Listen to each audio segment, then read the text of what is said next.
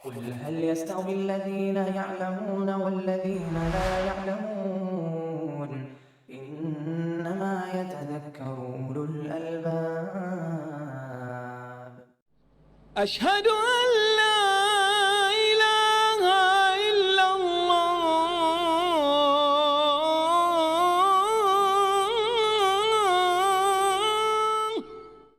الحمد لله رب العالمين والصلاة والسلام على عبد الله ورسوله خاتم النبيين محمد وعلى آله وأصحابه أجمعين أما بعد.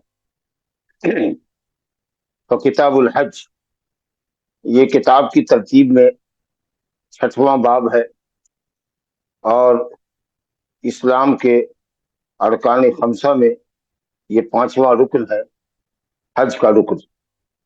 اللہ سبحانہ وتعالی نے ارکان اسلام میں جو 4 ارکان عملیہ ہم پر فرض کیے ہیں، اس میں نماز تو یومیہ عبادت ہے، دن میں 5 مرتبہ ہے،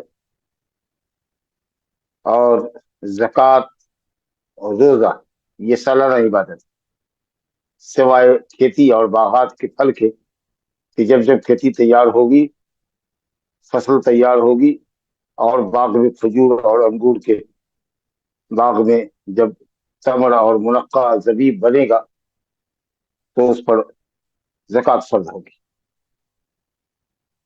لیکن عام طریقے سے زکوٰۃ بھی سالانہ ہی عبادت ہے، سوائے حبوب اور ثمار کی زکوٰۃ کے، کہ جب فصل آئے گی، سال میں اگر ایک آتی ہے تو 1 مرتبہ، 2 مرتبہ آتی ہے فصل تو 2 مرتبہ ہوگی۔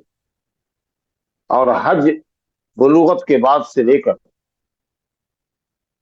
زندگی کے آخری حصے تک، یعنی پوری عمر میں، بعد البلوغ، کیونکہ آدمی مکلف ہوتا ہے بلوغت کے بعد، تو بلوغت سے لے کر کے پوری عمر میں 1 مرتبہ حج فرض ہے۔ مستطیع کے لیے حج فرض ہے، جو حج کرنے کی استطاعت رکھتا ہے۔ حج کے شروط میں بنیادی شرط یہ ہے کہ آدمی مسلمان ہو، کیونکہ کسی بھی غیر مسلم کی جانب سے اسلامی عبادت کی بجا آوری صحیح نہیں ہے جب تک کہ وہ اللہ اور اس کے رسول پر ایمان نہ لے آئے۔ آخرت کے حساب سے تو وہ اسلام کے فروعات کے لیے مخاطب ہے، یعنی اس کو اس پر سزا دی جائے گی، جیسے شرک باللہ کی سزا ہوگی ویسے ہی ترک صلاۃ پر سزا ہوگی، ترک زکوٰۃ پر سزا ہوگی۔ لیکن دنیا میں اس سے اسلامی فرائض اور واجبات کا مطالبہ کفار سے تبھی کیا جائے گا جبکہ وہ مسلمان ہو۔ تو کفار مخاطبون بفروع الاسلام، اسلام کے فروعات اور احکام کا کے مخاطب ہے آخرت کے جزا اور سزا کے اعتبار سے۔ دنیا میں ادائیگی کے اعتبار سے ضروری ہے کہ وہ مومن، جب تک آدمی مومن نہیں ہوگا اس وقت تک اس کا کوئی عمل صحیح نہیں ہے۔ اس لیے تمام عبادتوں کے لیے پہلی اور بنیادی شرط ہے کہ آدمی مسلمان ہو، اور دوسری شرط یہ ہے کہ وہ بالغ ہو، کیونکہ قبل البلوغ کوئی عبادت فرض نہیں۔ عبادت پر کار بند کرنے کے لیے، عبادت کی عادت لگانے کے لیے حکم ہے 7 سال کا بچہ ہو جائے نماز کا حکم دے، 10 سال کا ہو جائے تو ترک صلاۃ پر ہلکی اس کی پٹائی کرو، 11 سال کا ہو جائے روزہ رکھنے پر متحمل ہو تو روزہ رکھواؤ۔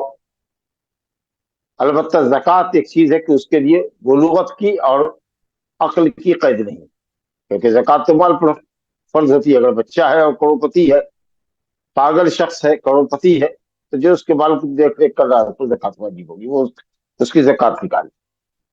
لیکن خود کرنے کا اگر معاملہ ہے، جیسے نماز پڑھنا ہے، روزہ رکھنا ہے یا حج کرنا ہے، تو اس کے لیے عاقل آدمی چاہیے اور بالغ آدمی چاہیے۔ اگر کوئی بچہ قبل البلوغ حج اور عمرہ کر لیتا ہے تو وہ اس کا حج فرض اور عمرہ واجبہ نہیں ہوگا، نفلی حج اور نفلی عمرہ ہو۔ تو اسی لیے اسلام بلوغت اور عقل، اور چوتھی چیز ہے حریت، آزاد، کہ آدمی آزاد ہو، کیونکہ غلاموں پر حج فرض نہیں۔ اور 5ویں اور آخری شرط یہ ہے کہ آدمی مستطیع ہو، مستطیع ہو۔ اب استطاعت بدنی بھی ہو سکتی ہے اور مالی بھی ہو سکتی ہے، اور بدنی مالی دونوں ہو سکتی ہے۔ دور دراز سے جانے والے لوگوں کے لیے بدنی طاقت بھی چاہیے اور مالی قوت بھی چاہیے۔ جو قریب کے لوگ ہیں اگر ان کے بدن میں طاقت ہے، مال نہیں بھی ہے، तो वो जाकर के हज करे, क्योंकि वो पैदल चल सकते हैं और वहीं मजदूरी करेंगे या कुछ अपने खुद दोनों का इंतजाम कर लेंगे। और अगर आदमी दूर दराज वाला आदमी पैसे वाला तो है लेकिन जिस्मानी कुव्वत नहीं है, बहुत बूढ़ा है, कमजोर है, सवारी पर बैठ नहीं सकता, दाइमुल मरीज है, कभी सेहतयाब नहीं हो सकता, तो ऐसा आदमी उस पर वाजिब है कि वो किसी शख्स को तैयार करे जो उसकी तरफ से हज बदल करे, बशर्ते कि हज बदल करने वाला अपनी तरफ से पहले अपना हज कर चुका हो।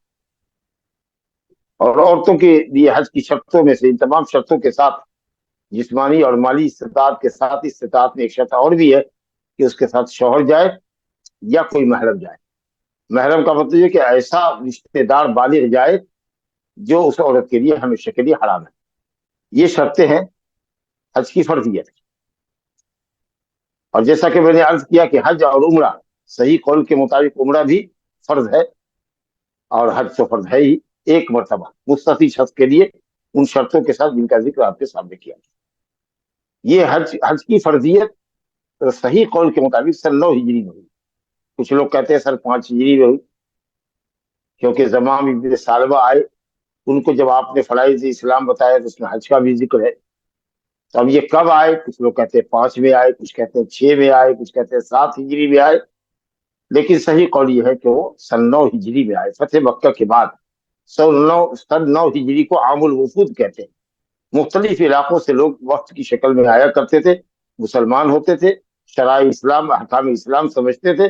उसी में से बनु बकर बिन साद ने अपना नुमाइंदा ज़माम बिन सालबा को, जो इंतहाई अक्लमंद आदमी था, वो आया और उसने इस्लाम के ताल्लुक से सवाल किया और उसी ने कहा था कि फराइज़ इस्लाम के मुतालिक पूछा, और जब जाने लगा तो उसने कहा कि अल्लाह की कसम जिसने आपको नबी बनाकर भेजा है, मैं फराइज़ इस्लाम पर ज्यादा नहीं करूंगा, कुछ भी अलग से नवाफिल नहीं पढ़ूंगा, नवाफिल का एहतमाम नहीं करूंगा, लेकिन फराइज में कोई कमी भी नहीं करूंगा। तो आपने फरमाया अफलहा इन सदका, अफलहा इन सदका दखल जन्नत इन सदका। अगर ये सच्चा है अपने वादे में और सच पर कायम रहा तो ये जन्नती होगा, कामयाब होगा। तो सन 9 हिजरी में आए। अब सवाल ये है कि सन 9 हिजरी में अगर हज फर्ज हुआ सही कौल के मुताबिक, तो नबी सल्लल्लाहु अलैहि वसल्लम ने एक साल मुअख्खर क्यों किया, सन 10 हिजरी में क्यों गए? तो इसका जवाब बिल्कुल वाज़ेह है कि सन 9 हिजरी आमुल वफूद था, वफूद आ रहे थे आपके पास मुख्तलिफ इलाकों से, तो आप उनको इस्लाम समझा रहे थे, दीन समझा रहे थे, दीनी अहकाम से वाकिफ करा रहे थे, इसलिए आपने मुनासिब नहीं समझा कि इस्लाम की तबलीग और इशाअत पर हज के सफर को मुकद्दम करें। लोग आ रहे हैं हमारे लिए और हम चले जाएं मक्का, और सफर भी कोई बहुत हल्का नहीं है, कम से कम 10 रोज का तो सफर था ही, और फिर 1 हफ्ता जाने में और 1 हफ्ता आने में लगेगा, तो इस तरीके से कुल 25-26 दिन का सफर था। दूसरी वजह यह है कि सन 9 हिजरी के अंदर अभी मुशरिकों का दाखिला मक्के में ममनू नहीं किया गया था। मुशरिकीन और मुवाहिदीन दोनों मिलकर के तवाफ करते थे, और मालूम है कि कुफार मुशरिक नंगे तवाफ किया करते थे, हत्ता कि उनकी औरतें भी ऊपर के हिस्से से रंगी हो जाती थी और निचले हिस्से में भी वो सिर्फ जांगियां पहनती थी और वो भी जालीदार होता। तो इस तरीका का जो गंदा परागंदा माहौल था और शिर्क के जो आसार मौजूद थे, तो नबी सल्लल्लाहु अलैहि वसल्लम ने मुनासिब नहीं समझा। हजरत अबू बकर सिद्दीक की इमारत में काफिले हज को भेजा और फिर बाद में हजरत अली रजी अल्लाह अन्हु को सूरह तौबा की इब्तिदाई आयत देकर भेजा, जिसमें हुदैबिया के मुआहिदे से बरात और बेजारी का इजहार था, और ये कि हुर्मत वाले महीने के खत्म होने के बाद, अभी तो ये महीना ज़ुल्क़ादा ज़ुल्हिज्जा का है, लेकिन मुहर्रम जो हुर्मत वाला महीना है, जब वो खत्म हो जाएगा तो फिर मुशरिकीन होशियार हो जाए, हम जहां भी पाएंगे उनको कत्ल कर देंगे। अब हमारे और उनके दरमियान मुआहिदा नहीं है, बस वो अशहुर हुर्म के इख्तिताम तक है, हुर्मत वाले महीने के इख्तिताम तक है। और पूरे मक्के में और मिना में और मक्के की गलियों में ये ऐलान करा दिया गया कि इस साल के बाद कोई मुशरिक मक्के में दाखिल नहीं होगा और कोई काबा का नंगा तवाफ नहीं करेगा। जब मुकम्मल तरीके से मुशरिकीन के दाखिले पर और नंगे तवाफ पर बैंड लगा दिया गया, तो सन 10 हिजरी में नबी करीम सल्लल्लाहु अलैहि वसल्लम ने हज किया। तो 1 साल की जो ताखीर थी वो 2 सबब की वजह से, एक तो वफूद के इस्तेकबाल की खातिर, और दूसरे ये कि माहौल वहां का अभी मक्के का आपके लिए साजगार नहीं था। वैसे भी समझने की बात है, जो लोग कहते हैं कि सर 5 हिजरी में हज फर्ज हुआ, तो ये बात ऐसे भी लॉजिकली सही नहीं है कि जब मक्का फतह ही नहीं हुआ है, मुशरिकीन के कब्जे में है, उसका तसल्लुत है मक्के के ऊपर, तो हज कैसे फर्ज किया जाता है? नबी सल्लल्लाहु अलैहि वसल्लम उम्रे के लिए तशरीफ ले गए, हुदैबिया के मकाम पर आप रोक दिए गए, जिसको उम्रतुल हुदैबिया कहा जाता है, सन 6 हिजरी ज़ुल्क़ादा के अंदर। बहुत गुफ्त शुनीद हुई, लेकिन मक्के वालों ने जाने नहीं दिया, बैरन वापस कर दिया आपको, कहा कि आप अगले साल आप आइए और हमारी इजाजत से आइए, और 3 दिन ही आपका क़याम हो। वाक़या मशहूर है। तो भला अल्लाह ताला कैसे कई साल पहले हज करता, जबकि मुशरिकीन जब आपको उम्रे के लिए नहीं आने दे रहे थे, तो मुख्तलिफ जिहतों से हज के लिए आने वाले मुसलमानों को भला कैसे वो जाने देते?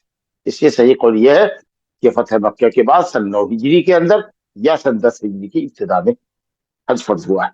बहरहाल, तो इस तरीका से नबी सल्लल्लाहु अलैहि वसल्लम ने हज किया है। अब हज की अच्छा, ये और भी देखिए, हज की जो फर्जियत की आयत है, जो गालिबन सूरह आली इमरान की 97 नंबर की आयत है, वलिल्लाहि अला नास हिज्जुल बैत मन इस्तताअ इलैहि सबीला। अल्लाह के लिए, अल्लाह की रजा खुशनुदी के लिए, अल्लाह की इबादत के लिए, तक़र्रुब इलल्लाह के लिए, सवाब के लिए लोगों पर वाजिब है कि काबा का हज करे, वो शख्स जो उसकी ताकत रखता, मुस्तती के ऊपर हज। ये आयत भी जो सूरह आल इमरान की इब्तिदाई आयत है, वो भी सन 9 हिजरी के अंदर उतरी है, आमुल वफूद में जब नजरान का वक्त आया था, नसारा का। तो इस तरीके से ये फर्जियत की आयत भी, जो हज की फर्जियत की आयत है, वो भी सन 9 हिजरी में नाज़िल हुई। और हदीसें तो बहुत सी है जिसमें फरीज़ हज का जिक्र आया है, बुनियल इस्लाम अला खम्स, और उसके अंदर है हज्जुल बैत। और इसी तरीके से हजरत उमर बिन खत्ताब की हदीस जिब्रील और भी दूसरी तमाम लगाई। और नबी साहब ने फरमाया, अय्युहन्नास इन्नल्लाह कतब अलैकुमुल हज्ज फहुज्जु, ऐ लोगों, अल्लाह ने तुम पर हज फर्ज किया है, हज करो। तो एक आदमी ने कहा, या रसूल अल्लाह, क्या हर साल? तो आप कुछ देर खामोश रहे, वही का इंतजार करते हैं। उसके बाद आपने पूछा, कहा गया वो शायद? कहा कि अगर मैं हाँ कर देता तो हज हर साल फर्ज हो जाता, और तुम इसकी ताकत नहीं देते। लिहाजा हज सिर्फ जिंदगी में मुस्तती पर एक मरतबा फर्ज है, बकिया इसके बाद जितना भी हज करे, उम्र करे, वो सब नफिल है। इल्ला है कि कोई शख्स नजर माने, तो फिर नजर की वफा के तौर पर उसके ऊपर उम्रे की नजर माने तो, या हज की नजर माने तो, या दोनों की माने तो उसकी अदायगी उस पर वाजिब। वरना शरई तौर पर मुस्तती के ऊपर सिर्फ जिंदगी में एक मरतबा हज फर्ज। और जहां तक इसके फवायद और समरात का जिक्र है और मसला है, तो इसका क्या कहना है? मन हज लिल्लाह फलम यरफुस वलम यफ्सुक रजअ कयौमि वलदतहु। बहुत बड़ी फजीलत। मन हज लिल्लाह, जिसने अल्लाह की रजा के लिए हज किया और रफस नहीं किया, जेमा नहीं किया, जेमा की बातें, शहवानी बातें नहीं की, और इसी तरीके से निकाह नहीं किया, निकाह का पैगाम तक देना जायज नहीं है। निकाह और निकाह के मुल्हकात, जमा और जमा के मुल्हकात, अटैच तमाम चीजें, मुजामियत नहीं करना जायज है। शहवत के साथ बीवी से चिमटना जायज नहीं है। अगर कोई शख्स मुहरिम है तो हालत इहराम में वो अपनी शादी भी नहीं कर सकता, निकाह भी नहीं कबूल कर सकता, सोबत तो दूर की बात है। और अगर बेटी का वली है तो अपनी बेटी की शादी दरा हाले के वो मुहरिम हो, बाप अपनी बेटी की शादी नहीं कर सकता। और लड़का अगर मुहरिम है तो वो अपना पैगाम निकाह किसी मुहरिम को नहीं दे सकता उसकी बेटी के लिए। लेकिन अगर लड़की हज में गई हुई है अपने भाई के साथ, और लड़का हिंदुस्तान में है और उसका बाप यहाँ हिंदुस्तान में है, तो पैगाम में निकाह दे सकता है और अपनी बेटी का निकाह करा सकता है। बहरहाल, तो ये तमाम चीजें हैं, बहुत बड़ी फजीलत है। तो रजा कयौम वलदतहु, ऐसे लौटे जैसे लौटेगा जैसे कि माँ के पेट से पैदा हो। और इसके अलावा भी दीनी व दुनियावी बहुत मनफातें हैं। काबतुल्लाह के अंदर नमाज पढ़ना 1 लाख नमाज के बराबर सवाब दिलाता है। मस्जिद नबी में नमाज पढ़ना 1000 नमाजों के बराबर है। और इसी तरीके से आदमी जब इहराम की चादर पहनता है, सिले हुए कपड़े, कीमती मलबूसात अपने हटाता है, और सफेद 2 चादरों के अंदर वो एक चादर को इजार बनाता है, एक चादर को रिदा बनाता है, कंधे पर रखता है, तो कफन की याद ताजा होती है, मौत की याद ताजा होती है। मैदान अरफात के इज्तिमाई अजीम को देखता है तो क़यामत का मंजर उसके सामने होता है। मुख्तलिफ रंग और नस्ल के लोगों को देखता है जो कलमे की बुनियाद पर, तौहीद के कलमे की बुनियाद पर, तौहीद की बुनियाद पर मरकज़ तौहीद में इकट्ठे हुए हैं, तो उनके ईमान में इजाफा होता है, सकाफतों का, तहजीबों का तबादला होता है, बहुत से फवाइद हैं। लियशहदू मनाफ़िअ लहुम, अल्लाह ने कहा कि लोग हज में आए और अपनी मनफियातों में हाजिर, तो दीनी व दुनियावी बहुत सारी मनफात। इसके लिए पूरा एक तवील और अरीज लेक्चर मतलूब है, बहुत से लोगों ने किताबें लिखी है, बहुत सारे खुतबात मौजूद हैं, तो इसलिए बहुत तफसील में जाने की जरूरत नहीं है। हम अपनी इब्तदाई तमहीदी गुफ्तगू को इसी पर समेटते हुए अब आपके साथ मौजूद के साथ चलते हैं, बाप के साथ चलते हैं। हज का माना, किताबुल हज, हज की किताब है। हज के मुतालिक मुख्तलिफ मसाइल अबवाब के तहत लाएंगे। हज के माना, हज का माना लुगत में है कस्द, और किसी ने कहा मुअज़्ज़म शय का कस्द, और यहाँ इस्लामी और इस्तिलाही माने के अंदर काबतुल्लाह का कस्द करना, मनासिक उम्रा और हज की अदायगी के लिए तक़र्रुब इल्लाह की नीयत से, अल्लाह सुब्हानहू तआला से तक़र्रुब और सवाब की नीयत से, इबादत की नीयत से मक्के का कस्द करना, काबतुल्लाह का कस्द करना, मक्के का कस्द करना, मनासिक उम्रा की अदायगी के लिए और मनासिक हज की अदायगी। हज के वाले भी कस्द और ज़ियारत, और उम्रे के वाले भी कस्द और ज़ियारत। बहरहाल तो काबतुल्लाह का कस्द करना मनासिक हज की अदायगी के लिए, आमाले मखसूसा की अदायगी, तवाफ, सई, वकूफ़ अरफा, और जो दूसरे वाजिबात है, मिना में ठहरना, मुज़दलिफ़ा में ठहरना, कंकड़ियाँ मारना, बाल मुडवाना, जानवर ज़बह करना वगैरह। और फर्जियत का साल तो मालूम ही हो गया कि सन 9 हिजरी में आमुल वफूद में फर्ज हुआ, और आयत करीब जिससे अल्लाह ने हज को फर्ज किया है मुस्तती लोगों पर, सूरह आल इमरान की आयत नंबर 97 है, वलिल्लाहि अलन्नास से हिज्जुल बैत मन इस्तताअ इलैहि सबीला, और कुछ तफसीलात आपने समाप्त की। पहला बाब जो है इस पे, या हदीसों के ऊपर बाब कायम किया है, वो है बाबुल मवाक़ीत।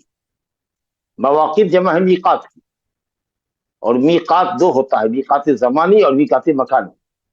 तो हज के लिए ये दोनों मीक़ात, हज के महीने मालूम है, उन्हीं महीनों के अंदर हज की नीयत से मक्का पहुंचा जा सकता, और हज की अदायगी के अय्याम भी मखसूस। अल्लाह ताला ने फरमाया अल हज अशहुरुम मालूमात, हज मालूम महीनों के अंदर अदा होता है, शव्वाल, ज़िलक़ादा और ज़िलहिज्जा। ज़िलहिज्जा की 10 तारीख आम तरीके से फुक़हा कहते हैं, किसी ने कहा 13, किसी ने कहा पूरा ज़िलहिज्जा, बहरहाल। लेकिन आमाल जो हज के शुरू होते हैं वो 8 ज़िलहिज्जा से। आदमी मिना जाता है, 9 को अरफात जाता है, दिन गुजार के 10 की रात में मुज़दलिफ़ा आता है, जहाँ इशा फजर मगरिब इशा के वक्त में जब ताख़ीर से पढ़ता है, फजर की नमाज अव्वल वक्त में पढ़ के जिक्र दुआ में मशगूल होता है। जब रास्ता नजर आने लगता है तो फिर वो मुज़दलिफ़ा से 10 की सुबह पहुंचता है मिना, और आखिरी जमरे को, जमरे अक़बा को कंकड़ी मारता है, फिर वहां से आता है, बाल नाखून उतारता है, और उसके बाद वो इहराम की चादर से आजाद हो।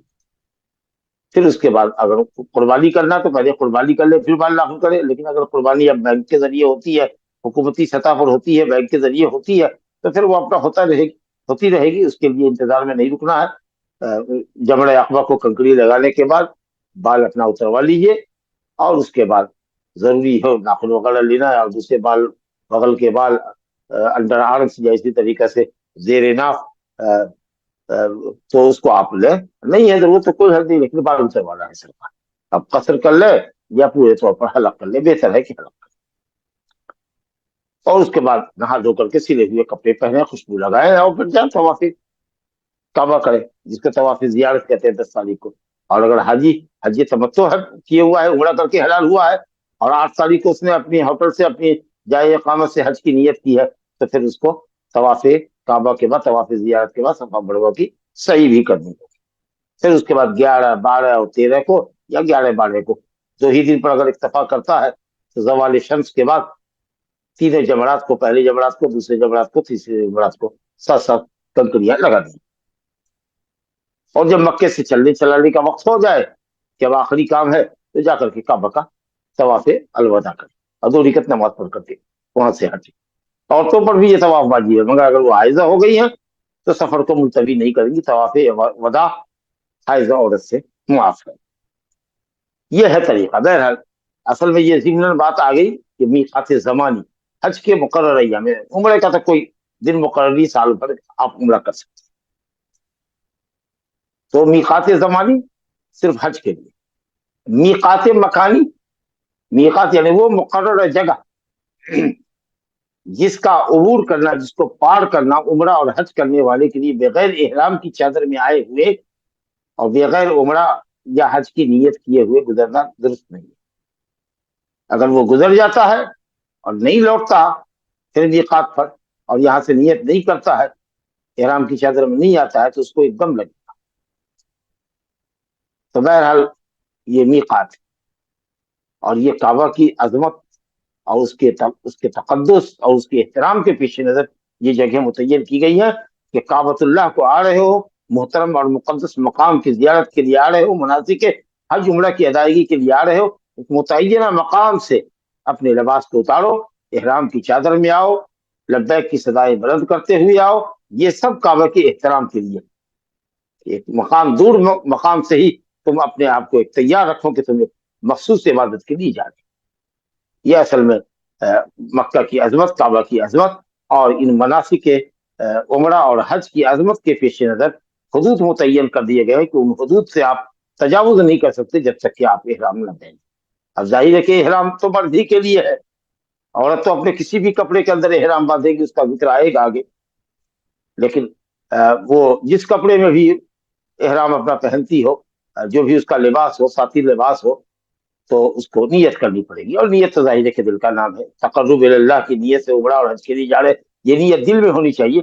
लेकिन मनासिक कौन सा मनसक अदा करने, उम्रा करने जा रहे हैं, हज की कौन सी किस्म करने जा रहे हैं, हज क़िरान है कि हज इफ़राद है कि हज तमत्तु है, उसको अल्फाज के जरिए भी बोलना पड़ेगा। लब्बैक अल्लाहुम्मा बिउम्रतिन, या लब्बैक अल्लाहुम्मा उम्रतन, या लब्बैक अल्लाहुम्मा हज्जन, हज इफ़रादिन, या लब्बैक अल्लाहुम्मा हज तमत्तुइन, या मुतमत्तिअन इलल उम्रा मिनल उम्रति इलल हज, या अल्लाहुम्मा लब्बैक हज्जन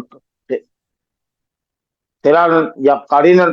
तो इस तरीके से आपको मनासिक की नौयत वाज़ेह करनी पड़ेगी। लेकिन ये नियत कि मैं अल्लाह के लिए हज करता हूँ, उम्रा करता हूँ और मुतवज्जह होता हूँ काबा शरीफ की तरफ मनासिक की अदायगी के लिए, ये जो अल्फाज हैं ये तो बिदअत है किसी भी इबादत के अंदर, अगर इस तरीके से नियत का आप इजहार करते हैं तो। लेकिन मनासिक का ये इजहार है। कुछ उलमा ने कहा कि हज में भी जो आप कहते हैं लब्बैक उम्रतन, लब्बैक अल्लाहुम्मा उम्रतन, लब्बैक अल्लाहुम्मा हज्जन, ये नियत नहीं है, बल्कि उस मनसक का या हज और उम्रे की नौयत का आप इजहार कर रहे हैं कि कौन सा हज आप। लेकिन वो नियत के जो मखसूस अल्फाज है जो अहले बिदअत करते हैं वो यहाँ भी जायज नहीं। बहरहाल तो ये मीक़ात है। अच्छा देखिए, अल्लाह की रहमत ये देखिए कि चारों तरफ से, दुनिया की चारों तरफ से आने वाले, मगरिब से, मशरिक से, शमाल से, जुनूब से जो भी आ रहे हैं, सबकी लिए हद मुकर्रर अलग अलग की गई है। अगर पश्चिम वालों को कहा जाता है कि पूरब में आना है तो उनको हजारों किलोमीटर मुमकिन है कि घूम के आना पड़ता है, या सैकड़ों किलोमीटर ये जहमत गवारा करनी पड़ती। ये जो जिधर से आ रहा है उसी तरफ उसके उसी रास्ते में मीक़ात मुतय्यन कर दी। हत्ता कि जब लोगों ने कहा, इराक वालों ने, जिनकी मीक़ात करने मनाजिल ही होती थी जो नजद वालों की है, तो उन्होंने कहा कि साहब कर्म हमारे रास्ते से दूर है। तो हजरत उमर रज़ी अल्लाह अन्हु ने कहा कि इसके सीधे में कौन सी जगह है? तो कहा कि साहब ज़ात इरक़ है, जो कर्म मनाजिल के बराबर में हमारे रास्ते में पड़ता है। कहा चलो उसको मुकर्रर कर। तो हजरत उमर रज़ी अल्लाह अन्हु ने मुवक्कत कर दिया। खलीफा राशिद थे। और अब बाज़ हदीसें भी आई है जिनकी सरहद में कुछ कलाम है, मुमकिन है कि कई तुरुक की वजह से हदीस में तक़वियत पहुंच जाती हो, तो मरफू भी हो सकती है और मौक़ूफ़ तो खैर है ये सही कि हजरत उमर फारूक रज़ी अल्लाह अन्हु ने इराक वाले के लिए ज़ात इरक़ मुतय्यन किया। तो इस तरीका से तमाम जिहतों से आने वालों के लिए मीक़ात मुतय्यन किया। सुभान अल्लाह, अब शाम फतह नहीं हुआ है, इराक फतह नहीं हुआ है, और नबी सल्लल्लाहु अलैहि वसल्लम मीक़ात मुकर्रर करे कि शाम से आने वाले इधर से फला मकाम पर जुहफा में, और इराक से आने वाले ज़ात इरक़ में, या हजरत उमर ने मुतय्यन किया। ये इस बात की तरफ इशारा था कि अल्हम्दुलिल्लाह इस्लाम दूर दूर तक फैलेगा, हर चार दागे आलम में फैलेगा। इसलिए आपने शिमाल, जनूब, मशरिक, मगरिब सबसे आने वाले लोगों के लिए आपने हद मुतय्यन की। ये इसमें इशारा था कि इंशाअल्लाह ताला इस्लाम फैलेगा शाम में भी और इराक में भी। और वो सब हजरत उमर फारूक रज़ी अल्लाह अन्हु की खिलाफत के ज़माने में मुतहक्क़क़ हो गया। تو آئیے دیکھتے ہیں کیا ہے میقات کی تفصیلات. پہلی حدیث ہے اس باب کی. عن عبد الله بن عباس رضي الله عنهما أن رسول الله صلى الله عليه وسلم وقت لأهل المدينة ذا الحليفة ولأهل الشام الجحفة ولأهل نجد قرض المنازل ولأهل اليمن يلملم هن لهن ولمن أتى عليهن من غير أهلهن فممن أراد الحج أو العمرة ومن كان دون ذلك فمن حيث أنشأ حتى أهل مكة من مکہ. عبداللہ بن عباس رضی اللہ عنہما سے روایت ہے بے شک رسول اللہ صلی اللہ علیہ وسلم نے مدینہ والوں کے لیے میقات مقرر کی، جگہ متعین کی، یہاں سے حاجی کا، معتمر کا، عمرہ کرنے والے، حج کرنے والے کا بغیر احرام میں نیت کے ہوئے آگے گزرنا جائز نہیں ہے. مدینہ والے کہاں سے میقات، کس میقات سے احرام باندھیں گے؟ ذوالحلیفہ سے. اب یہ ذوالحلیفہ کچھ دوری پر ہے، 6-7 میل کے واقع پر دوری پر ہے. 11-12 یا 13 کلومیٹر کی دوری ہو سکتی ہے، کچھ لوگوں نے 13 کلومیٹر لکھا ہے. بہرحال نبی صلی اللہ علیہ وسلم نے مسجد نبوی سے نہیں باندھا، آپ اپنی مسجد سے نہیں باندھا، جو میقات اللہ نے مقرر کیا اس میقات سے باندھنا. اب کوئی کہہ کے نہیں میں مسجد نبوی سے لے کر نکلتا ہوں، کہا جائے گا کہ یہ خلاف اولا ہے، خلاف سنت. تو آپ نے ذوالحلیفہ پہنچے، آپ وہاں ذوالحلیفہ پہنچے، رات میں وہاں قیام کیا، صبح آپ نے غسل کیا، احرام کی چادر پہنی، فجر کی نماز پڑھی، احرام کی چادر میں آیا، اس کے بعد آپ نے تلبیہ شروع کیا. ذوالحلیفہ اصل نام یہی ہے، ذوالحلیفہ. کہتے کوئی پودا تھا، کوئی پودا ہوتا ہے حلیفہ نام کا، جو اس جگہ پہ ہوا کرتا تھا، جس کو آج کل کی اصطلاح میں ابیار علی کہتے ہیں.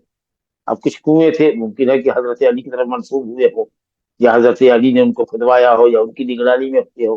اب کیا وجہ تسمیہ اللہ جانے، ابیار علی، آبار علی، آج کل عام زبان میں وہ کہتے ہیں، لیکن اس کا جو اسلامی اور شرعی نام ہے وہ ہے ذوالحلیفہ یا ذوالحلیفہ. تو یہ مدینہ والے کے اور اہل شام کے لیے، جو لوگ شام سے آ رہے ہیں، اس کو سیریا کہتے ہیں، لبنان سے آ رہے ہیں، اردن سے آ رہے ہیں، فلسطین سے آ رہے ہیں، مصر سے آ رہے ہیں، سوڈان سے آ رہے ہیں، بلاد مغرب سے آ رہے ہیں، اندلس اور اسپین سے آ رہے ہیں، افریقہ سے آ رہے ہیں. ایسے تمام لوگ کہاں سے آئیں گے؟ اگر زمینی راستے سے آتے تو جحفہ سے. لیکن جحفہ خراب جگہ ہو گئی، برباد جگہ ہو گئی، وہاں آبادی ختم ہو گئی. اور نبی صلی اللہ علیہ وسلم نے بھی یہ کہا تھا کہ اللہ مدینے کی گرمی کو، بخار کو، وبائی امراض کو جحفہ میں منتقل کر دے. اور سیلاب آیا اور وہاں کی آبادی ختم ہو گئی.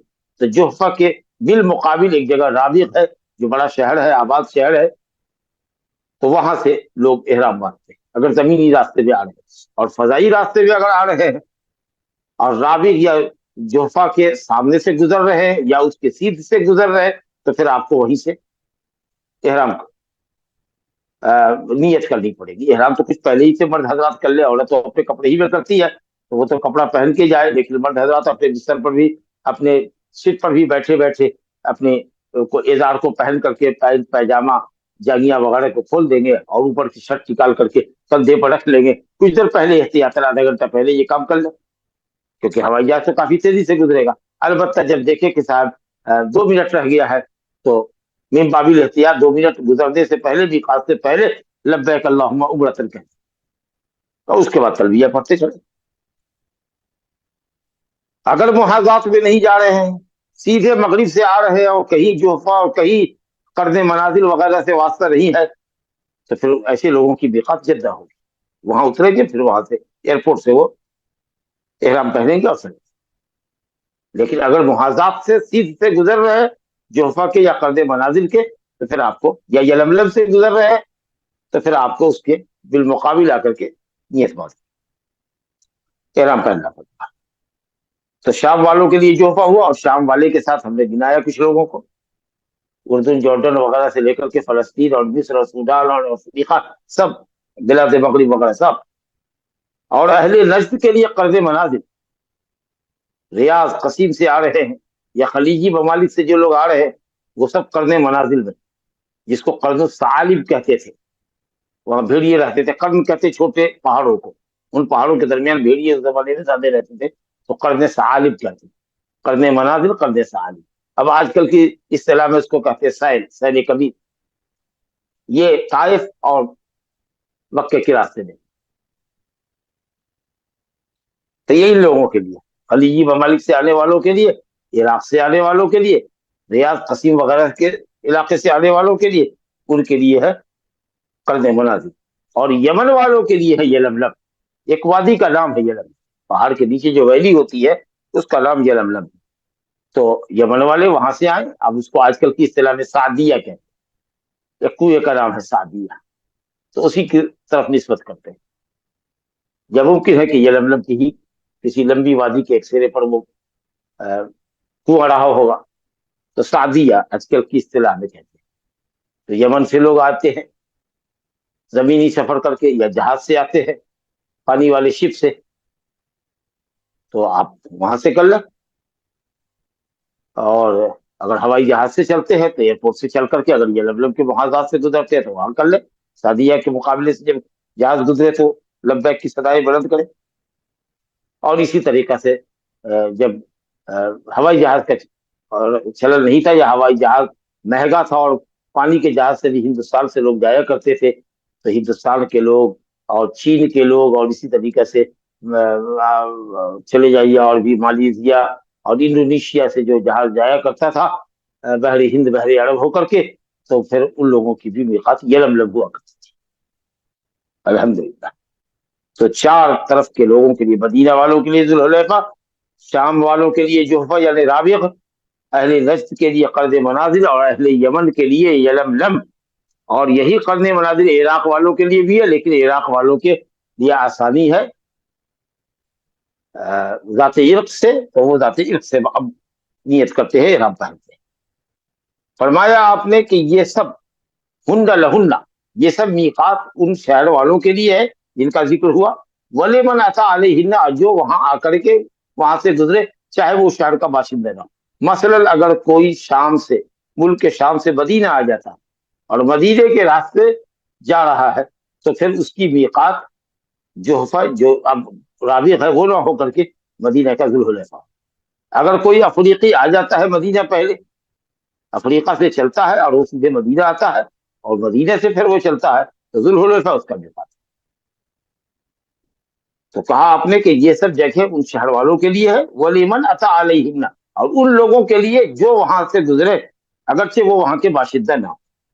جیسے ہندوستانی لوگ جاتے ہیں تو ان کا جہاز جہاں سے بھی جائے، بہت سے لوگوں کو تو جدہ اتارتے ہیں تو ان کے قرن منازل ان کے سامنے آتا ہے، تو وہاں سے وہ احرامات نیت کرتے ہیں. اور کچھ لوگوں کی جہاز ڈائریکٹ مدینہ ہوتا ہے، پھر مدینہ میں ایام گزار کے وہ زمینی راستے سے آتے تھے، ذوالحلیفہ ان کا میقات ہوتا ہے. ممن اراد الحج والعمرہ، یہ میقاتیں جو مکانی ہے، یہ کس کے لیے؟ اس شخص کے لیے جو حج اور عمرے کی ارادے سے گزرنا چاہے. لیکن جو جا رہا ہے کسی تجارت کے لیے، کسی قریبی رشتے دار سے ملنے کے لیے، ابھی حج عمرے کا اس کا ارادہ نہیں ہے، تو اس کے لیے میقات کی کوئی پابندی نہیں ہے، وہ جائے آئے. اور خاص کر کے وہ آدمی جو ڈیلی آتا جاتا ہے یا کام کرتا ہے، جدہ سے مکہ آتا ہے اور کام کر کے چلا جاتا ہے، یا کوئی سامان بیچنے والے آتے ہیں اور جاتے ہیں، تو ان کے لیے تو کوئی مسئلہ ہی نہیں ہے. لیکن اہل علم نے کہا کہ پہلی مرتبہ اگر کوئی دور دراز علاقے سے آ رہا ہے اور مکہ جا رہا ہے، تو اس کو احرام باندھ کے جانا چاہیے. حج کے ایام ہو تو عمرہ اور حج کر لے، اور نہیں تو عمرہ کر کے واپس ہو، اور پھر اپنا کام بھی انجام دے. لیکن بہرحال میقات یا احرام میں آنے کا جو مسئلہ ہے وہ اسی کے لیے ہے جو حج اور عمرہ کرے. تو بعض علماء نے کہا کہ اگر حج عمرے کا نہیں بھی ارادہ ہے تو تم کو ارادہ کرنا ہوگا، کیونکہ تم مکہ جا رہے ہو، حرم جا رہے ہو، وہ محترم مقام ہے، وہاں بغیر احرام کے نہیں جا سکتے، خاص کر کے جب تم نے حج اور عمرہ نہیں کیا ہے. ومن کان دون ذلک، اور جو میقات کے اندر میں رہتا ہو تو پھر وہ اپنی جگہ سے ہی احرام کرے گا، اس کو پیچھے لوٹنا نہیں ہے. میقات 10 کلومیٹر اگر ہمارا میقات پیچھے ہے اور ہم 10 کلومیٹر آگے ہے، تو ہم کو وہاں پیچھے لوٹنا نہیں ہے، ہم کو اپنے گھر سے ہی نیت کرنی ہے، عمرے کی نیت سے وہاں پہنچ جائے. یا اگر حج افراد کرنا ہے تو ہم وہیں سے پہنچ جائے، حج کی نیت کر لے. یا حج قران کرنا ہے، اور اگر حج تمتع ہے تو پہلے عمرے کی نیت سے جائے، اور عمرے کے بعد حلال ہو جائے اور 8 دن حج سے حج کی نیت کرے. تو جو اگر اس کے اندر کا ہے وہ اندر ہی سے کر لے گا. 40 کلومیٹر مکے سے دور ہے، تمام میقات کے اندر کا ہے وہ وہیں سے کر لے گا. बहरहाल सारी मीकात जो है वो सब अल्हम्दुलिल्लाह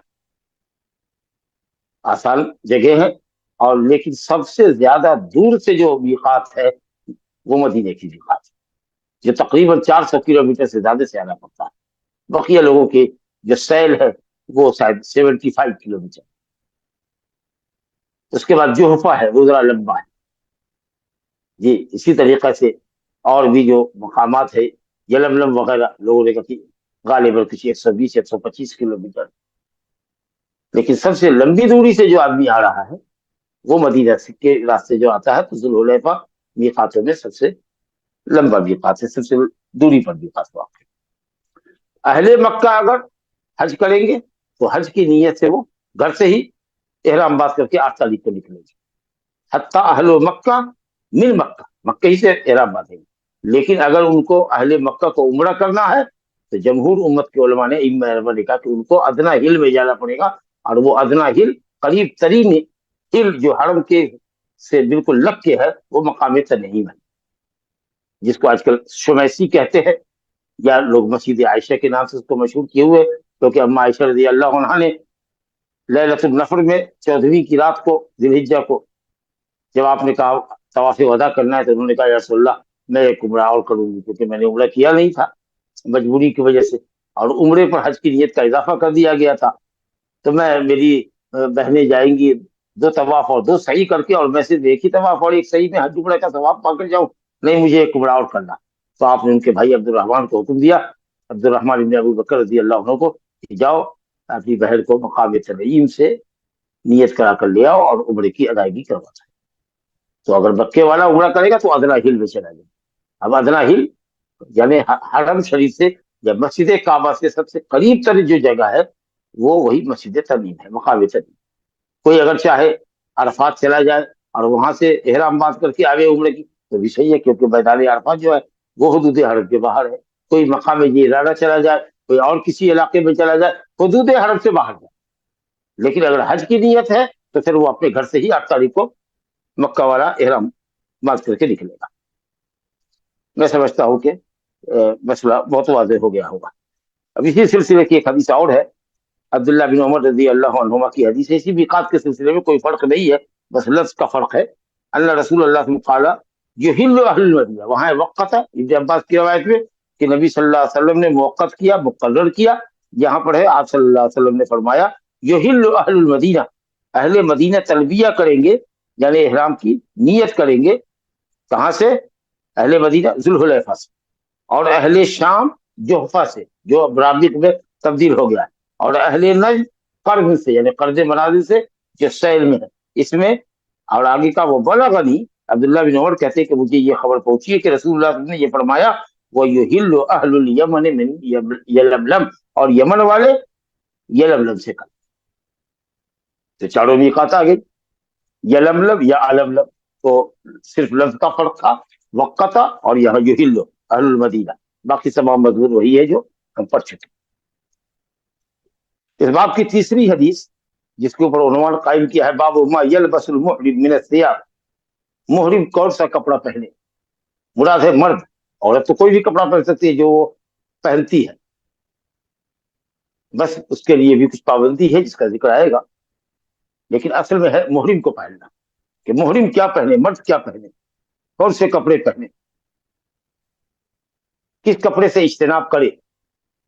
हदीस देखिए, अब्दुल्लाह इब्न उमर रज़ी अल्लाह अन्हुमा अन्ना रजुलन क़ाल या रसूलल्लाह मा यलबसुल मुहरिमु मिन अस्सियाब, मा यलबसुल मुहरिमु मिन अस्सियाब, क़ाल रसूलुल्लाह सल्लल्लाहु अलैहि वसल्लम ला यलबसुल क़मीस वला अमाइमा वला सरावीलाति वला बरालिस वला खिफाफ़ा इल्ला अहदुन ला यजिदु नअलैनि फलयलबसिल खुफ़ैन वलयक़तअहुमा अस्फ़ला मिनल कअबैन वला यलबसु मिन अस्सियाब शय'अन मस्सहु ज़अफ़रान औ वर्स। वलिल बुखारी वला तंतखिबिल मुहरिमा वला तलबसुल क़ुफ़ासैन। मर्दों के ताल्लुक से हजरत अब्दुल्ला बिन उमर रज़ी अल्लाह अन्हुमा कहते कि एक शख्स ने कहा कि या रसूल अल्लाह मा यलबसुल मुहरिमु मिन अस्सियाब, मुहरिम कौन सा लिबास पहने। तो रसूलुल्लाह ने कहा ला यलबस अल-क़ुब्स, قمیص کی جمع ہے قبس، جس میں آستین ہوتی ہے. یہ قمیص نہ پہنے. عمائم نہ باندھے، امامہ کی جمع ہے. سراویلات دونوں پاؤں میں جو پہنتے ہیں، پائجامہ، پتلون، پینٹ، فل پینٹ، یہ نہیں پہنے. ولل بڑانس، اور سر کا ایک لباس ہوتا ہے جو اہل مغرب پہنا کرتے تھے. آج کل لوگ اترا ڈالتے ہیں، یہ جیسے ہم نے تربوز پہنا ہوا ہے، ٹوپی، تو یہ سب سر کا لباس نہ پہنے، یعنی سر ان کا کھلا رہے. ولل خفاف، اور خف کی جگہ موزے بھی نہ پہنے، چاہے چرمی موزے ہو یا لائلون کے ہو یا سوت کے ہو. مگر وہ شخص جس کو نال نہ ہو، فلیلبس الخفین، تو وہ خفین پہن سکتا. لیکن ایک شرط لگایا آپ نے، ولیقطعہما اسفل من الکعبین، لیکن اس کو کاٹ کے ٹخنے کے نیچے لے آئے. اوپر سے جو پنڈلی میں پہنا ہوا ہے اس حصے کو کاٹ لے اور لے آ کر کے وہ ٹخنے کے نیچے کر کے چھوڑ.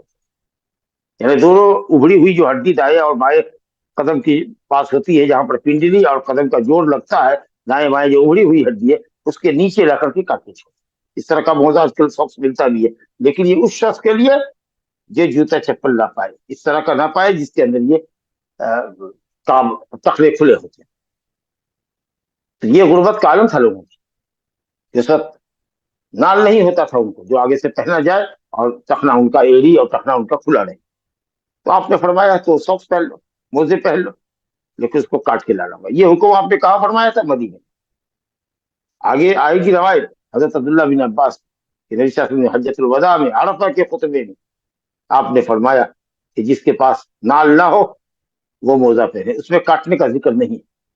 تو کیا کاٹنا چاہیے کہ کاٹنا نہیں چاہیے، یہ مسئلہ اختلافی ہے. ہم اس پر آئیں گے تو گفتگو کریں. اس وقت آپ سے پوچھا جا رہا ہے کہ محرم کیا پہنے، تو آپ نے کہا محرم یہ نہ پہنے، یہ نہ پہنے، یہ نہ پہنے. 5 چیزوں کا ذکر کیا. قمیص نہ پہنے، امامہ نہ پہنے، پائجامہ نہ پہنے، ٹوپی نہ پہنے، موزہ نہ پہنے. 5 چیزوں کا ذکر کیا. سوال ہو رہا ہے کیا پہنے، اور آپ جواب دے رہے کیا نہ پہنے.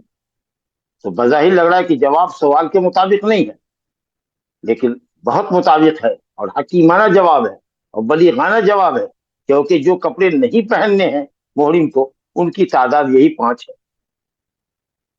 باقی اور تمام چیزیں پہن سکتا ہے. نظارہ چشمہ پہن سکتا ہے، انگوٹھی پہن سکتا ہے، گھڑی پہن سکتا ہے، کمر بیلٹ پہن سکتا ہے، سفید چادر پہنے، سلا ہوا کپڑا نہیں پہنے. تو اسی لیے جن کپڑوں کو نہیں پہننا ہے ان کی تعداد محدود ہے. پہنے جانے والے کپڑے اس کے مقابلے میں زیادہ ہے. تو کتنی تفصیل بتاتے، یہ پہنو، یہ پہنو، یہ پہنو، یہ پہنو. تو آپ نے صرف اصولی طور پر 5 چیزوں کا ذکر کر دیا کہ یہ نہیں پہننا، اس کے علاوہ سب جائز، سب پہنو. ماشاءاللہ. البتہ یہ کہ جو بھی کپڑا پہن رہے ہو، ظاہر ہے کہ سفید کپڑا بہتر ہوتا ہے. عام طریقے سے لوگ سفید کپڑے میں ہوتا ہے، تو اس کے اندر زعفران اور ورس لگا ہوا نہیں ہونا چاہیے. زعفران اکثر آپ جانتے ہیں کہ خوشبو ہوتی ہے، خوشبو کے لیے استعمال کرتے ہیں. اور ورس بھی ایک پودا ہوتا ہے جو خوشبودار ہوتا ہے، اور اس کے اندر رنگ آتا ہے، سرخ رنگ ہوتا ہے یا زرد رنگ کا ہوتا ہے، سرخی مائل، وہ بھی خوشبودار ہوتا ہے. تو خوشبو گویا کہ زعفران کی اور ورس کی خوشبو کپڑے میں احرام میں نہیں لگانی ہے. تو بدن میں بدل جا اولا نہیں لگانی، احرام میں آنے کے وقت بدن میں نہیں لگانا. اگر کل لگایا تھا اور احرام کے لیے آئے تو غسل کر لیا، جسم کو ممکنہ حد تک رگڑ کے دھویا، اور اس کے بعد کل رات کی لگائی ہوئی خوشبو کا اثر غسل کے بعد بھی ہے، اور کوئی جسم کو سونگتا ہے تو اس سے خوشبو اس کو سہائی دیتی ہے، تو اس سے کوئی حد نہیں. لیکن جسم میں اور کپڑے میں احرام کے وقت میں خوشبو نہیں لگائے گا. تو کہا گیا کہ زعفران اور ورس آپ کے کپڑے میں لگا نہیں ہونا چاہیے. اچھا، یہ حکم مردوں کے لیے بھی عورتوں کے لیے، کہ ان کے کپڑے میں زعفران اور ورس نہیں ہونا چاہیے اور کوئی دوسری خوشبو بھی نہیں ہونی چاہیے. تو مرد حضرات کے لیے تو آپ نے سمجھا کہ ان کا سر کھلا رہے گا، قمیص نہیں پہنیں گے جس سے آستین ہوتی ہے، پائجامہ نہیں پہنیں گے، پینٹ نہیں پہنیں گے، بلیزر نہیں پہن سکتے، یا اس طریقے سے جو پتلون ہے.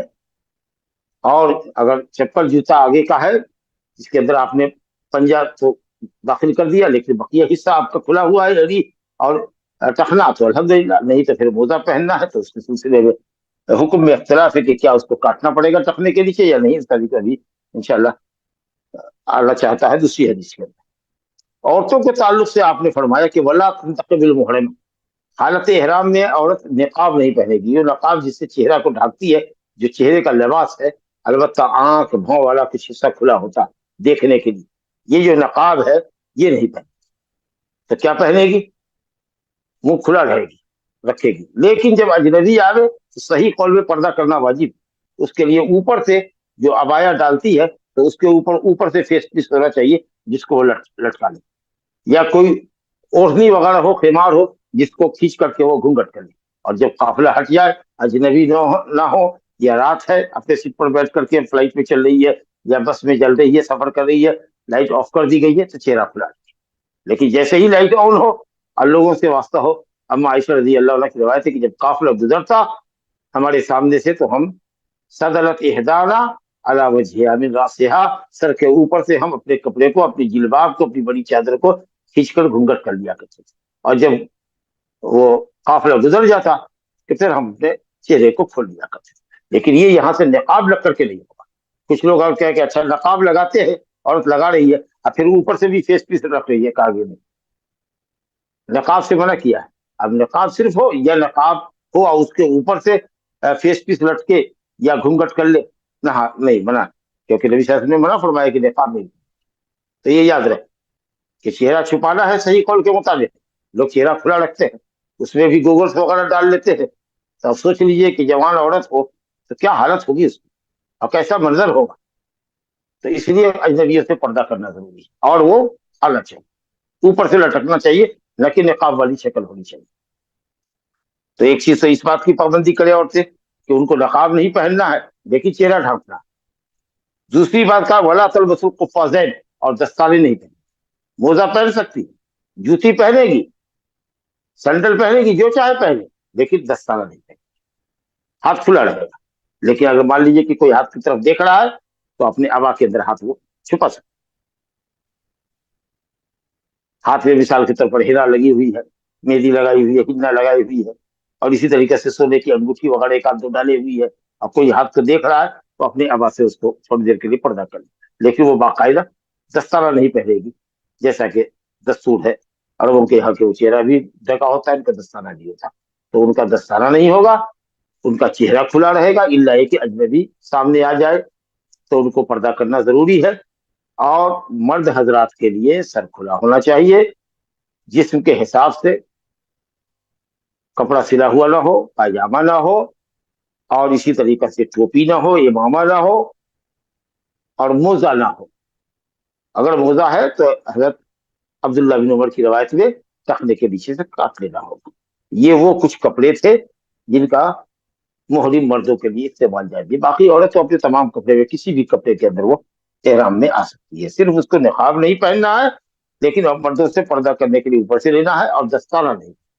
और कपड़े के अंदर खास करके वर्ष और जाफरान की खुशबू नहीं होनी चाहिए, और किसी तरह की कोई खुशबू न मर्द के लिए जायज है तो औरत की। अब वो रवायत जिसकी तरफ मैंने इशारा किया था कि अगर मोजा ना पाए तो मोजे को काट ले, टखने के नीचे तक ले आए, ये जो हदीस है इसके मुकाबले में अपोजिट में ये हदीस आ रही है।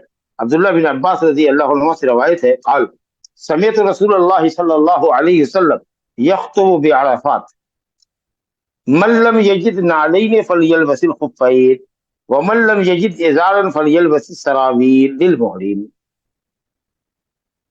बुखारी मुस्लिम की रवायत है, मुत्तफ़क़ अलैह रवायत है। अब्दुल्ला बिन अब्बास रजी अल्लाह अन्हुमा कहते हैं कि मैंने रसूल गिरामी सल्लल्लाहु अलैहि वसल्लम को अरफात में खुतबा देते हुए सुना। आप फरमा रहे मल्लम यजिद नालैन, जो जूता ना पाए, जो नाल ना पाए, वो मोजा पहने। काटने का जिक्र आपने नहीं किया। वो हुक्म जो काटने वाला है अब्दुल्ला बिन उमर रजी अल्लाह अन्हु की हदीस में जो अभी हमने पढ़ा, वो मदीने में आपने फरमाया था, कुछ लोगों के दरमियान में आपने ये फरमाया था। यहाँ जम्मे गफीर से अरफात के दिन आप खुतबा दे रहे, और अल्लाह ताला ने लोगों के कान खोल दिया। अरफात 1 लाख से जायद का मजमा है, ऊंचनी पर आप खिताब फरमा रहे हैं। कोई लाउड स्पीकर उस जमाने में नहीं था, तस्वुर कीजिए। और 1 लाख से जायद का मजमा कहाँ तक रहा होगा।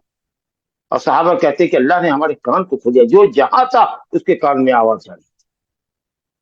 تو فرمایا کہ لوگوں سنو، جس کے پاس جوتا نہ ہو، نال نہ ہو، وہ موزہ پہنے، کاٹنے کا ذکر نہیں کیا. وَمَن لَّمْ يَجِدْ إِزَارًا، یہاں ایک بات کا اور اضافہ ہے جو وہاں عبداللہ بن عمر کی روایت میں نہیں تھا. جو ازار نہ پائے، لنگی نہ پائے، مجبوری ہے، پائجامہ ہے اس کے پاس یا پتلون ہے اس کے پاس، فَلْيَلْبَسِ السَّرَاوِيلَ، تو وہ پائجامہ پہنے. یہ نہیں کہا کہ اس کو کاٹ کے پھاڑ لو اور شرمگاہ تک لا کر کے چھوڑ دو، بقیہ پائجامہ اس کا کھلا رہے گا، نہیں، یہ نہیں کہا آپ نے. اگر یہ ضروری ہوتا تو آپ یہ حکم فرماتے، کیونکہ لا يجوز تاخیر البیان عن وقت الحاجہ، ضرورت کے وقت سے تاخیر بیان میں کرنا جائز نہیں. تو آپ فرما رہے ہیں کہ جس کے پاس ازار نہ ہو، ازار نہ پاتا ہو، تو وہ سراویل پہنے، پائجامہ پہنے. لیکن اگر مان لیجیے کہ دو ٹکڑے ہیں کپڑے کے اور ان کو جوڑ کر کے چادر ہم بنا سکتے ہیں ازار، تو اس کو بیچ سے جوڑ دیجیے، وہ لنگی ہی کہلائے گی، ازار ہی کہلائے گا. تو اس طریقے سے کوئی حرج کی بات نہیں. لیکن اگر وہ بھی نہیں ہے آپ کے پاس تو پائجامہ پہن سکتے، مجبوری ہے، اور کوئی فدیہ نہیں. یہاں آپ نے دو باتیں ذکر کی، وہاں صرف موزے کا ذکر کیا تھا، یہاں موزے کا بھی ذکر ہے کہ جس کے پاس نال نہ ہو وہ موزہ پہنے، ساکس پہنے، کاٹنے کا ذکر نہیں ہوا. اور جس کے پاس ازار نہ ہو وہ پائجامہ پہنے، اور اس کو بھی پھاڑنے کا ذکر نہیں کہ پائجامے کی سلائی کو پھاڑ دے، کم سے کم زانو تک لے آئے پھاڑ کر کے، ایسا نہیں کہا. تو جو لوگ کہتے ہیں کہ صاحب یہ حدیث مطلق ہے اور وہ مقید ہے لہذا لے آئیے، ارے مطلق، مقید، عام اور خاص کا یہاں جھگڑا نہیں ہے.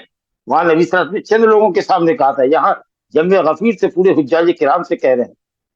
اللہ تعالیٰ کی طرف سے یہ رخصت آ گئی کہ موزے کو کیوں برباد کرے، آدھی نیچے تک کاٹ کر کے، اوپر کا پنڈلی کے آدھی پنڈلی تک جو چڑھتا ہے موزہ، اس کو کاٹ کر کے بیکار کر دیا، جی، پائجامہ کو پھاڑ کر کے بیکار کر دیا.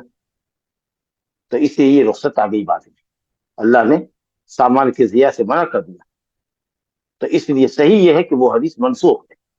وہ مکے میں آپ نے فرمائی تھی موزے کے تعلق سے، مدینے میں فرمائی تھی، اور یہ آپ مکے میں عرفات میں کہہ لیں. تو اس لیے علماء حنابلہ کہتے ہیں کہ صاحب اگر نہیں ہے تو موزہ پہنے گا اور اس کو کاٹے گا نہیں نیچے، جبکہ جمہور کہتے ہیں کہ کاٹ کے لیکن نیچے تک آئے گا. لیکن صحیح قول یہ ہے کہ موزہ کاٹنا نہیں ہے، اگر نہیں ہے تو اوپر تک آرام سے لے جائیے. اور اگر لنگی نہیں ہے، ازار نہیں ہے، تو پھر پائجامہ پتلون میں آپ باندھ سکتے ہیں اور کوئی فدیہ نہیں ہے. هذا وبالله التوفيق وصلى الله على نبينا محمد وآله وصحبه اجمعین. وللکلام صلۃ، انشاءاللہ گفتگو آگے بھی جاری رہے گی. پہلا سوال ہے شیخ، السلام علیکم ورحمۃ اللہ وبرکاتہ، اللہ آپ کو جزائے خیر دے شیخ. اگر ایک شخص جدہ جائے جاب کے لیے اور 1 یا 2 دن میں عمرہ کرنا چاہے تو کیا اس کو میقات جانا پڑے گا؟ اگر اس کی نیت یہی سے تھی کہ وہ جا کر کے عمرہ بھی کرے گا تو اس کو احرام پہننا چاہیے اور عمرے کی نیت سے ہی جدے میں اترنا چاہیے، اور جا کر کے پہلے عمرہ کرے، اس کے بعد آ کر کے جدے میں جاب کرے، اگر یہ نیت ہے تو. ابھی نیت اس کے عمرے کی نہیں ہے، کہیں اس کے دل میں خیال نہیں ہے عمرے کا، وہ صرف اپنے جاب میں جا رہا ہے، ریاض جا رہا ہے، جدہ جا رہا ہے، طائف جا رہا ہے، کہیں نہیں جا رہا. وہاں جانے کے بعد اس کا خیال کبھی بنے گا تب پھر وہ وہاں کی میقات کو فالو کرے گا. لیکن اگر ہندوستان میں سے جا رہا ہے اور اس کی نیت ہے کہ اپنے رشتہ دار سے ملاقات کرے گا، اس کے بعد ٹھہرے گا اور پھر وہاں سے عمرہ بھی کرے گا، تو چونکہ یہ نیت پہلے سے اس کے دل کے اندر موجود ہے، لہذا اس کو احرام کی چادر میں ہی آنا ہے اور مکہ جا کر کے عمرہ کر کے اپنے جاب پہ آنا ہے یا ملاقات کے لیے آنا ہے. اور اگر وہ ایسا نہیں کرتا تو پھر جدہ سے اس کو میقات پر جانا پڑے گا، اور وہ جدے والوں کے لیے میقات نزدیک ہوگی، وہی قرن منازل جو سیل ہے، وہاں جا کر کے احرام پہنے گا اور عمرے کی نیت سے مکہ آئے گا. دوسرا سوال ہے جی. شیخ، احرام باندھنے سے پہلے عطر آپ صلی اللہ علیہ وسلم کو اماں عائشہ رضی اللہ عنہا نے لگایا تھا کیا؟ جی جی، رات میں لگایا تھا، اور اس پر پھر آپ تمام بیویوں کے پاس گئے، ان سے مخالفت کیا، اور پھر صبح میں آپ نے غسل کیا. اور کہتی ہے کہ غسل کے بعد بھی اس قدر تیل کی طریقہ سے مالش کیا تھا، پورے جسم میں خوشبو اور سر میں لگایا تھا کہ اس کے باوجود بھی پسینے کی جو بوندیں آتی تھی تو وہ کچھ رنگین سی ہوتی تھی، یعنی اس میں خوشبو کا کوئی کچھ اثر رہتا تھا. تو غسل آپ نے کر لیا تھا لیکن اس کے باوجود بھی خوشبو باقی رہ گئی تھی. جزاک اللہ خیرن شیخ. آج کے سوال مکمل ہوئے شیخ. وباللہ التوفیق. لا